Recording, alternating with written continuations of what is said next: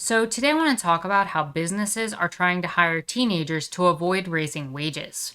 So, as of late, business owners who got very comfortable exploiting their workers by abusing them, stealing their time, paying them less than a living wage, and just generally overworking them beyond the point of burnout are finding themselves in the precarious position of finding that not many adult workers are willing to continue to be mistreated by filling those jobs and roles. The business owners are, of course, calling this a quote, worker shortage, and they complain about how, quote, nobody wants to work anymore, without even considering the possibility that even under such a system as capitalism, that workers might want to seek out employment that actually supplies them with enough money to survive on. Quite the contrary of this being a worker shortage, this should be recognized for exactly what it is, a wage shortage, because these companies are not paying anybody enough money to survive on, let alone to take the kind of abuse that workers often experience. And business owners should be taking lessons and recognizing that in some times in capitalism, supply and demand actually affects them as well.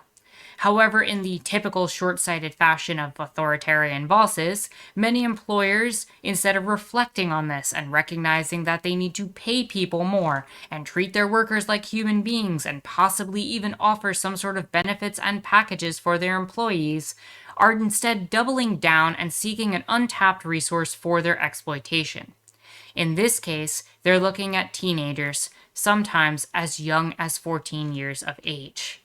Yes, we have reached the point where child labor is now back on the table in the United States, so that business owners can continue to exploit people, all the while maintaining their profit margins. And Wisconsin state legislature is actually moving in the direction of enabling them even further. So let's take a look at what's going on there and talk about some of the other issues involved. So we have here that Wisconsin Senate approves the bill allowing 14-year-olds to work as late as 11 p.m., and supporters say it could help plug the labor shortage.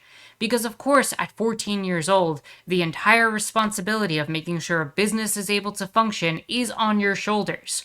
And as a matter of fact, in order to solve the labor shortage, we have to turn to said 14-year-olds and have them working as late as 11 p.m. instead of, I don't know, being a child, enjoying their life, going to school, getting an education, or any of the other number of things that a 14-year-old might want to do at their time. No, their job should be to fix the labor shortage, aka work for these businesses and get exploited by them so they can continue to make the same exact profit margins they've been making without having to raise wages. So when we look further into this, we find that Wisconsin Senate actually approved a bill on Wednesday that would allow 14 to 15-year-olds to work until 11 p.m. on some days, much later than current laws allow. I believe this is actually last Wednesday from the recording of this video. Now, Wisconsin currently sticks to federal child labor laws, which stipulate that people under the age of 16 can only work between 7 a.m. and 9 p.m. from June 1st to Labor Day. So typically during the summer months, they'd have to get off work by 9 p.m. And between the school year hours, basically between Labor Day and June 1st, they could go from 7 a.m. to 7 p.m., meaning that they would get off their shifts at 7 p.m., theoretically giving them enough time to get home, finish up any homework that they might have, and go to school the next day. And of course, this to me is already too much because I don't think anybody at 14 really should be working. But given that, that is what the federal labor laws have stated is acceptable for children. Now, the proposed bill in Wisconsin would of course make it so that these hours get extended. So instead, they're going to do it so 6 a.m. to 9:30 p.m. on the day before a school day, and 6 a.m. to 11 p.m. on the next day when it is not a school day. So basically, what happens here is that on non-school nights, they can actually stay out till as late as 11 p.m. at work. And again, what I'm thinking about going on here is that a lot of the places that this might affect, largely in major cities, like maybe since we're in Wisconsin here, probably Milwaukee, you already have issues where children are affected by curfews. And in a lot of cases, these curfews would actually have to be extended in order for children to be able to go out past 11 o'clock. In addition, having a child leave work at 9:30 basically means that they would be going home, going to bed in order for them to get up the next day for school so they can continue to function. This is going to make children's lives a living hell if they actually do take these jobs. Now, the bill would keep in the federal rules limiting teens to 3 hours of work on a school day, 8 hours on a non school day, and 6 days of work per week, which to me, again, is too much. But again, that's what the federal guidelines were. Now, one thing I am genuinely curious about is how Wisconsin can modify federal guidelines, because generally states have to follow federal guidelines in these regards. And of course, this is subject to the Wisconsin House passing this. But assuming that they actually did, this seems like an absurd law for them to theoretically pass. When we go further in, we find that the current legislation meant some businesses had to choose to close earlier because their young staff can't work late at night. Because boo-hoo, think of the poor businesses instead of, actually considering the needs of children. These are the same people who would be like, oh my goodness, think of the children in every other regard. But when it comes to their profit margins, they're willing to throw children under the bus if it means they get to make money. Meanwhile, the hotel and tourism industry lobbyists are in favor of the bill, whereas the unions, the AFL-CIO, are completely against it. And I wonder why. Children are often some of the most exploitable populations, and especially teenagers, when it comes to employment. You are able to not get them to a position where they don't negotiate, where they don't actively, work on their own behalf. They won't negotiate wages, and they don't often have unions representing them. Instead, it is much better in these businesses' favor to hire them because of how exploitable they are. Now, one person did say that restaurants across the state have been boosting wages because of their struggle to find staff, noting that some entry-level dishwashers were starting at $15 an hour or higher. And they're talking about that like it's a bad thing. People can't live off of $15 an hour. That's pretty much been proven in most states. When you have these rents that are in the 1,200 plus range where people need to functionally have two incomes to pay for a studio apartment, then yeah, people do need to get higher wages. And $15 an hour honestly isn't that much at this point. Now, when we move forward into some of the other articles that are out there, we have that an Arkansas restaurant boss pays teen workers to do their homework before shifts. So instead of raising wages at their restaurant and, getting adults to take the job, or even maybe older teenagers that are 16 and 17, they're trying to make it so that they can retain the same prices and just pay an extra hour before shifts. So what's going on here is that this person said he hires too many student workers, that with more hours added to their schedule. However, the students said it had become difficult to juggle both work and school. Gee, I wonder why. Because you already have them going and working to try to get an education for a number of hours, as flawed as that might be, and then they have to go work afterwards. And then they have no life afterwards. Just wait until they start getting burned out as this keeps happening. The executive chef came up with an idea that they hoped would work, encouraging more employees to stay and also attract new ones. I said, how about I make you a deal? You guys can sit upstairs for an hour before your shift starts on the clock, do your schoolwork, I'll feed you, and when you're done with your hour, you can come downstairs. He added that the new strategy had already helped the restaurant retain 2 student employees. Now, first of all, I don't know what, homework situations are like. I don't know if an hour is enough to do homework in a lot of cases, but even if we factor that out, this comes down to the same type of incentives that we've seen for years, where they buy pizza for someone or they give you an extra food package to stay later or to come in earlier in order to make it sure that you end up working harder for the company. And this hasn't changed, it's just being applied to teenagers now.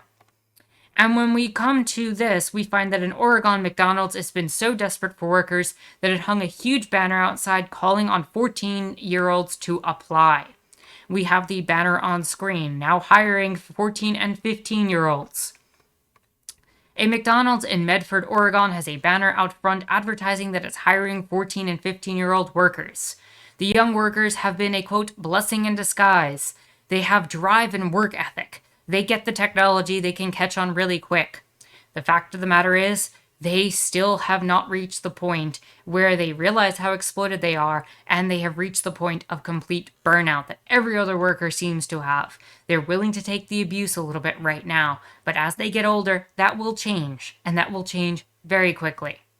Meanwhile, we have that Texas chicken chain Lane Chicken Fingers is promoting workers in their teens and early 20s into management positions, paying more than $50,000. The CEO, Garrett Reed, says that he's relying on 16 to 17-year-old workers to run new stores because he was so short on older, more experienced staff. And they act like this is so much. $50,000 a year for a management position for someone in their early 20s still isn't really going to be that much when it comes down to paying rent and being able to survive off of. And meanwhile, you also had signs earlier this year at an Ohio Burger King that said, "Do you have a 14 to 15-year-old? Do they need a job? We will hire them." And that image gained traction online. So I do have the image up on screen in a full window so that you could see it.